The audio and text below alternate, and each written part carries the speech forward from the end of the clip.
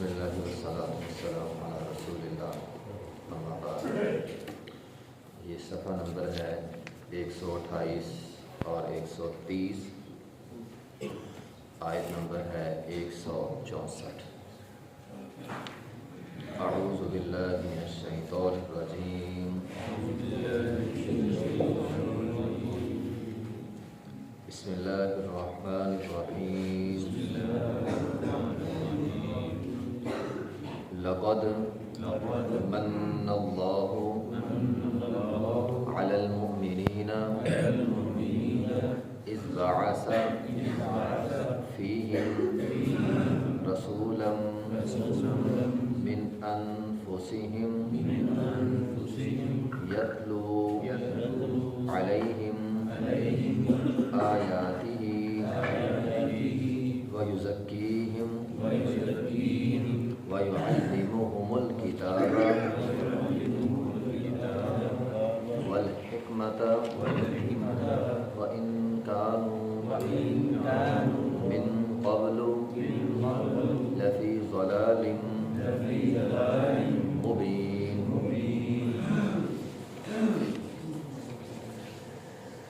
لَقَدْ مَنَّ اللَّهُ، البتہ تحقیق اللہ رب العزت نے احسان کیا ہے علی المؤمنین، مومنوں پر، اذ بعث فیہم رسولا من انفسہم، اذ بعث، جبکہ اس نے مبعوث کیا، فیہم، ان مومنوں میں، رسولا، ایک رسول، من انفسہم، جو انہی کے نفسوں میں سے ہے، یعنی انسانوں میں سے ہے، یتلو علیہم آیاتہ، وہ اس پر اللہ کی آیات کو پڑھتا ہے، ویزکیہم، انہیں پاک کرتا ہے، وَيُعَلِّمُهُمُ الْكِتَابَ، انہیں کتاب کی باتیں سکھاتا بھی ہے، وَالْحِكْمَةَ، اور حکمت کی باتیں سکھاتا ہے، وَإِنْ كَانُوا مِنْ قَبْلُ، اگرچہ وہ تھے اس سے پہلے، لَفِي ضَلَالٍ مُبِينٍ، واضح گمراہی میں، کھلی گمراہی میں۔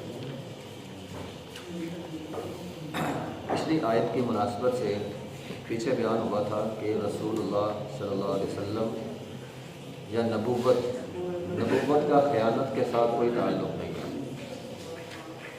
ایک نبی یا کوئی بھی نبی خائن نہیں ہوتا، تو نبی کوئی بھی خائن نہیں ہوتا۔ یہاں نبوت کا مقصد بیان کیا گیا، نبوت کا مقصد خیانت نہیں ہے، بلکہ نبوت کا مقصد ہے لقد من اللہ علی المؤمنین، اللہ تعالیٰ نے احسان کیا۔ لفظ من جو ہے یہ اس کا معنی احسان کرنا بھی ہوتا ہے اور احسان جتلانا بھی ہوتا ہے۔ اللہ تعالیٰ نے احسان کیا بھی ہے اور احسان جتلایا بھی ہے۔ کیا احسان ہے، کیا احسان جتلایا ہے؟ اذ بعث فیہم رسولا من انفسہم، دیکھیں اللہ رب العزت نے یہ بہت بڑا احسان کیا۔ اس کو ایک آپ مثال کی سمجھیں۔ مثال یہ ہے کہ مثال کے طور پر اللہ رب العزت نے انسانوں کو آنکھیں دی ہیں۔ آنکھیں انسان کے پاس ضرور ہے، لیکن ان آنکھوں کی روشنی کو دیکھنے کے لیے باہر کی روشنی چاہیے۔ انسان اندھیرے کمرے میں ہونا تو دیکھ نہیں سکتا، حالانکہ آنکھیں ہیں، آنکھوں کے اندر نور بھی ہے، کمرہ بند ہے اب دیکھ نہیں سکتا، خارجی روشنی ملے گی تو یہ دیکھے گا۔ اسی طرح اللہ تعالیٰ نے انسان کے اندر عقل رکھی ہے، عقل ضرور ہے، سمجھ بوجھ ضرور ہے، انسان کے اندر موجود ہے، لیکن جب تک اس کو خارجی روشنی، خارجی صلاحیت نہیں ملے گی، یہ عقل صحیح طرح کام نہیں کرے گی۔ وہ جو خارجی روشنی ہے، خارجی صلاحیت ہے، وہ اللہ تعالیٰ کی وحی ہے، اور اس کو لے کر آئے ہیں نبی علیہ الصلوۃ والسلام۔ تو یہ ہے بہت بڑا احسان کہ محض عقل کی بنا پہ صراط مستقیم حاصل کرنا مشکل تھا یا شاید ناممکن تھا، تو اللہ رب العزت نے کیا کیا؟ تم پر احسان کیا، تمہیں خارجی روشنی دی، خارجی صلاحیت دی، اپنی وحی دی، اور وحی کو لانے والے فرشتے اور وحی اتاری محمد رسول اللہ صلی اللہ علیہ وسلم پر۔ یہ ہے بہت بڑا احسان۔ اس احسان کی ایک اور وجہ یہ ہے کہ اذ بعث فیہم رسولا من انفسہم، وہ رسول تمہارے اندر ہے، تمہاری نسل سے ہے۔ اب آپ مجھے یہ بتلائیں کہ اگر رسول ہوتا فرشتہ تو پھر شاید ہمارے لیے قابل حجت ہی نہ ہوتا، بہت بڑا ہمارا اعتراض ہونا تھا کہ وہ تو فرشتہ ہے، فرشتوں کو ہماری جیسی ضروریات نہیں ہے، انسانوں جیسی مشکلات نہیں ہیں، تو ہم تو کہہ سکتے تھے وہ تو فرشتہ ہے بھائی، اس نے تو تھکنا نہیں، ہم تو تھک جاتے ہیں، ہم 5 نمازی کیسے پڑھیں؟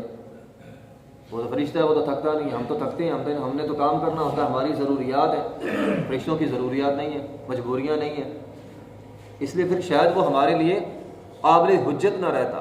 تو اللہ تعالیٰ نے فرمایا ہم نے ایک انسان بھیجا ہے جو تمہارے انسانوں میں سے ہے، تمہاری ہم جنس ہے۔ ہم جنس سے بندہ مانوس ہوتا ہے، جنس غیر ہو جائے بندے کی مانوسیت ختم ہو جاتی ہے۔ تو فرمایا ہم جنس، تمہاری جنس سے ایک انسان پر ہم نے وحی کی ہے اور اس کو رسول بنا کر بھیجا ہے۔ تمہارے ہاں بہت سارے دیکھو، اللہ تعالیٰ قرآن میں بہت سارے، یہ نور بشر کا مسئلہ قرآن میں اکثر بیان ہوا ہے۔ اللہ تعالیٰ نے بہت سارے مقامات پہ فرمایا ہے قُلْ إِنَّمَا أَنَا بَشَرٌ مِثْلُكُمْ، اے پیغمبر کہہ دو کہ میں بشر ہوں۔ اللہ تعالیٰ نے نبی علیہ السلام کو بشر یعنی انسانوں میں سے مبعوث کیا ہے۔ ہمارے بعض لوگ نبی علیہ السلام کو اللہ کے نور کا حصہ سمجھتے ہیں، جو عقیدے میں بہت بڑی غلطی ہے، اور اس سے انسان کا عقیدہ جو ہے وہ خراب ہو جاتا ہے۔ تو نبی علیہ السلام بشر ہے، لیکن بشروں میں سب سے افضل ہے۔ پھر لوگ ہمیں گستاخ کہہ دیتے ہیں جی نبی علیہ السلام کو اپنے جیسا کہتے ہیں۔ ہم یہ نہیں کہتے ہمارے جیسے ہیں، ہم یہ کہتے ہیں جنس انسان ہے، لیکن انسانوں میں سب سے افضل ہے۔ نبی علیہ السلام انسانوں کی جنس میں سے ہے لیکن سب سے افضل ہے۔ اللہ تعالیٰ نے آپ کو سب سے افضل بنایا ہے۔ اب یہاں نبی علیہ السلام کی بعثت کا مقصد بیان ہوا ہے، وہ کیا ہے؟ سب سے پہلے یتلو علیہم آیاتہ، تلاوت، قرآن پڑھ کے سنانا۔ نمبر 2 ویزکیہم، تمہیں پاک کرنا، تمہیں سنوارنا۔ ویعلمہم الکتاب، تمہیں کتاب کی تعلیم دینا۔ والحکمہ، اور تمہیں حکمت سکھانا۔ وَإِن كَانُوا مِن قَبْلُ لَفِي ضَلَالٍ مُبِينٍ، تمہیں گمراہی سے نکالنا۔ یہ 5 اسباب ہیں، 5 مقصد ہیں۔ ان 5 مقاصد کے لیے انبیاء مبعوث ہوتے ہیں۔ ان میں سب سے پہلا تلاوت قرآن۔ اچھا، تلاوت قرآن کی اپنی فضیلت ہے، ایک لفظ پڑھیں 10 نیکیاں ملتی ہیں۔ نبی علیہ السلام نے فرمایا جہاں تلاوت قرآن، محض تلاوت قرآن ہو وہاں فرشتے آتے ہیں، جس گھر میں ہو اس گھر میں فرشتے آتے ہیں، شیطان وہاں سے بھاگ جاتے ہیں۔ تو یہ تلاوت قرآن کی ایک اپنی فضیلت ہے۔ تو پیغمبر کا ایک مقصد یہ تھا کہ ہم تلاوت قرآن کریں تاکہ فرشتوں کا نزول ہو اور شیطانوں سے ہم بچ جائیں۔ نمبر 2 وَيُزَكِّيهِمْ، پاک کرنا۔ اب اس کے اندر بہت ساری چیزیں، ہر چیز سے ہمیں پاک کرنا۔ ہماری انفرادی زندگی ہے، ہر بندہ فی نفسہ ہی ہر چیز سے پاک ہو۔ اسی طرح ہماری اجتماعی زندگی ہے، اجتماعی زندگی میں ہم پاک ہوں، ہم معاشرے میں پاک ہوں، ہمارے تعلقات جو ہیں وہ پاک ہوں۔ بعض لوگوں کے بیہودہ تعلقات ہوتے ہیں، غلاظت پر مبنی تعلقات ہوتے ہیں، گندے تعلقات ہوتے ہیں۔ تو پیغمبر علیہ السلام آئے تاکہ ہمارے تعلقات پاک ہوں، ٹھیک ہے، ہمارا ہمسایہ، ہمارا پڑوس، ہماری تجارت، ہمارا گھر، ہر چیز سے ہمیں پاک کرنے کے لیے آیا ہے۔ تو ظاہری پاکی بھی، باطنی پاکی بھی، ٹھیک ہے، رسم و رواجوں سے ہم پاک ہو جائیں، جو جاہلیت کے رسم تھے، رواج تھے، ان سے ہمیں پاک کیا ہے۔ پھر بدکاری، بے حیائی کے رسم و رواج تھے۔ امی عائشہ رضی اللہ تعالیٰ فرماتی ہیں اسلام سے پہلے نکاح کی بڑی قسمیں تھیں۔ ایک عورت آتی تھی، وہ جھنڈا لگاتی تھی، جھنڈے کا مقصد کیا ہوتا تھا؟ یہ بدکار ہے، جو مرضی آ جائے۔ اسلام نے منع کر دیا اس سے۔ ایک ہی عورت 10 شوہروں سے، 10 لوگوں سے نکاح کر لیتی تھی، ایک ہی عورت۔ اسلام سے پہلے یہ نکاح ہوتا تھا پرماننٹ، ان کا 10 لوگ ہیں، انہوں نے ان کی ایک عورت کے ساتھ شادی ہے۔ پھر بچہ پیدا ہوتا تھا، پھر وہ کہتی تھی یہ بچہ فلاں کا ہے، جس کے بارے میں کہہ دیا فلاں کا ہے، وہ بچہ اسی کا ہے، وہ اسے قبول کرنا پڑے گا۔ یہ ایسے نکاح ہوتے تھے اسلام سے پہلے۔ اسلام نے یہ ساری غلاظت ختم کر دی۔ اسلام نے ایک پاک معاشرہ جو ہے وہ دیا ہے۔ تو وہ یزکیہم، ہر چیز سے پاک، ظاہری پاکی، باطنی پاکی، دل کی پاکی۔ نبی علیہ السلام نے فرمایا انسان کے جسم میں ایک حصہ ہے، ایک ٹکڑا ہے، لوتھڑا ہے، اگر وہ پاک، سارا پاک جسم، وہ خراب ہو جائے سارا جسم خراب ہو جاتا ہے۔ فرمایا اعلیٰ وحی القلب، وہ دل ہے، انسان کا دل صاف ہے تو بندہ صاف ہے، انسان کا دل خراب ہو جائے سارا بندہ خراب ہو جاتا ہے، ٹھیک ہے۔ تو دل حسد بغض کینے سے پاک ہو۔ تو نبی علیہ السلام انفرادی پاکیزگی، باطنی، دل کی اور ظاہری جو بھی ہے ہر چیز سے ہمیں پاک کرنے کے لیے آئے ہیں۔ نمبر 3 ہے وَيُعَلِّمُهُمُ الْكِتَابَ، کتاب سکھانا۔ اب اس میں فرق ہے، ایک ہے تلاوت، ایک ہے سیکھنا۔ ان دونوں میں فرق ہے، دونوں کی فضیلت اپنی اپنی ہے۔ جس طرح میں نے تلاوت کی فضیلت بیان کی ہے، تلاوت کی فضیلت یہ ہے ایک حرف 10 نیکیاں ملتی ہیں، لیکن تعلیم میں فرق ہے۔ تلاوت میں ہوتا ہے محض سن لینا یا سنا لینا، تعلیم میں ہوتا ہے سیکھنا۔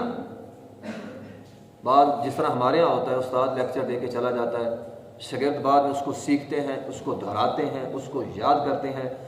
آسان لفظوں میں لوگوں میں وہ صلاحیت پیدا کر دینا، سیکھنے سکھانے کی صلاحیت پیدا کرنا، یہ تعلیم ہے۔ اور نبی علیہ الصلوۃ والسلام نے یہ کام کیا ہے، اور صحابہ کرام میں ایسے صحابہ تھے جو باقاعدہ تعلیم حاصل کرتے تھے۔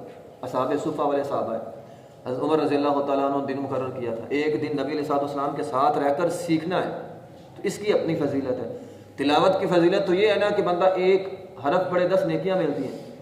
اگر بندہ ایک آیت سیکھ کے پڑھتا ہے، جس طرح ہم کہتے ہیں نا استادی شاگردی، کسی کے پاس سیکھنا، اس کے اندر جو کچھ بھی ہے وہ سارا سیکھنا، اس کا پورا مفہوم سیکھنا، پورا معانی سیکھنا، تو نبی علیہ الصلوۃ والسلام نے فرمایا جو بندہ ایک آیت سیکھ کر پڑھتا ہے، سیکھتا بھی ہے، اسے تلاوت بھی کرتا ہے، اسے سیکھتا بھی ہے، 100 رکعت نوافل سے زیادہ ثواب ہے۔ اب آپ اندازہ لگائیں 100 رکعتوں میں کتنی آیتیں ہم پڑھتے ہیں؟ ایک رکعت میں کم از کم 10 11 آیتیں ہم پڑھ لیتے ہیں، تو 100 رکعتوں میں کتنی ہوگی؟ تو ایک بندہ ایک طرف 1000 آیتیں پڑھتا ہے، ایک طرف ایک بندہ صرف ایک آیت سیکھتا ہے، وَيُعَلِّمُهُمُ الْكِتَابَ، اس کا ثواب زیادہ ہے۔ تو نبی علیہ الصلوۃ والسلام نے محض قرآن سکھایا نہیں، پڑھ کر نہیں بتایا، بلکہ سکھایا بھی ہے۔ قرآن کی تلاوت بھی ہے، قرآن کی سیکھ بھی ہے، قرآن نبی علیہ الصلوۃ والسلام نے سکھایا ہے۔ تو وَيُعَلِّمُهُمُ الْكِتَابَ، اس لیے تو فرمایا خَيْرُكُم مَّن تَعَلَّمَ الْقُرْآنَ وَعَلَّمَهُ، پڑھنے والے نہیں، سیکھنے والے۔ تو تعلیم ساتھ جو سیکھتے ہیں وہ فرمایا تم میں سب سے بہترین ہے، سکھانے والے بھی اور سیکھنے والے بھی۔ تو صحابہ کرام نے ایک جماعت ہوتی تھی، اصحاب صفہ والے ہوتے تھے، وہ باقاعدہ نبی علیہ الصلوۃ والسلام کے پاس آ کر تعلیم سیکھتے بھی تھے۔ والحکمہ، یہ حکمت بھی ساتھ سکھائی۔ حکمت کیا ہوتی ہے؟ کون سی بات کہاں کرنی ہے، کس موقع پہ کرنی ہے، موقع کی مناسبت سے کرنی ہے، کون سی بات کہاں پہ زیادہ مؤثر ثابت ہو سکتی ہے۔ بعض لوگوں کے پاس علم تو بہت زیادہ ہوتا ہے، لیکن یہ فہم نہیں ہوتا کہ کون سی بات کہاں پہ کرنی ہے، جبکہ نبی علیہ الصلوۃ والسلام نے یہ چیز سکھائی ہے۔ ایک بندہ نبی علیہ الصلوۃ والسلام کے پاس آیا، سوال ایک ہی ہے، آپ کے جواب مختلف ہوتے تھے۔ ایک بندہ نے سوال کیا جی مجھے کامیابی چاہیے، آپ نے فرمایا اپنی زبان کو قابو رکھ۔ اب آپ اس نے یہ نہیں کہا کہ آپ نماز پڑھنی ہے، روزہ رکھنا ہے، نہیں، آپ نے کہا امسک علیک لسانک، زبان کو قابو رکھ۔ کیوں؟ وہ بندہ نمازی تھا، روزے بھی رکھتا تھا، وہ یہ کام پرماننٹ کر رہا تھا، تو جو اس کے اندر تھوڑی بہت کمزوری تھی آپ نے وہ بیان کی۔ فرمایا تو نے اپنی زبان کو کنٹرول میں رکھنا ہے، اپنے آپ کو گھر میں رکھنا ہے، یہ باتیں آپ نے فرمائی۔ ایک بندہ ہے، اس نے کہا جی کامیابی چاہیے، آپ نے فرمایا نمازیں پڑھنی ہے، وہ تنکے والی حدیث جو ہے آپ نے اسے فرائض بتلا دیے، اس کی فرائض میں کمزوری تھی، وہ نیا نیا مسلمان ہوا تھا۔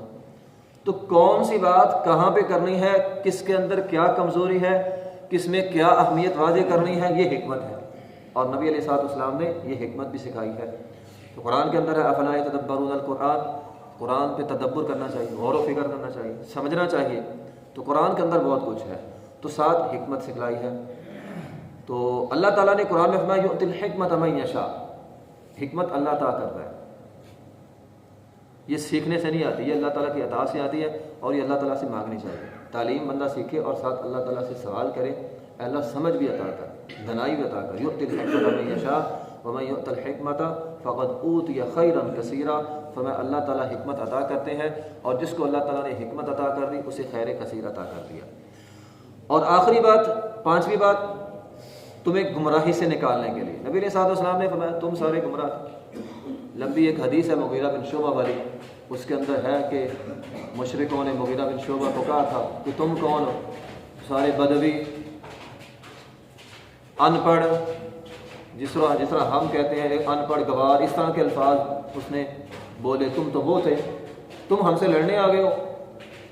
مغیرہ بن شعبہ رضی اللہ عنہ فرمانے لگے بالکل، جو آپ نے کہا ہم ویسے ہی تھے، پہلے ہم ویسے ہی تھے، ہم ظالم بھی تھے، یہ سارے جتنے تو نے عیب، اس نے کافی سارے عیب بیان کیے، اس نے کہا ہم یہ سارے عیب ہمارے اندر موجود تھے ہمارے اندر، ہم اقرار کرتے ہیں، لیکن اللہ تعالیٰ نے ہم پر احسان کیا، ایک نبی کو بھیجا، اس نے ہمیں تعلیم دی، اس نے ہمیں سکھایا، اس نے ہمیں جہنم کے گڑھے سے باہر نکالا، اس گندگی سے ہمیں باہر نکالا۔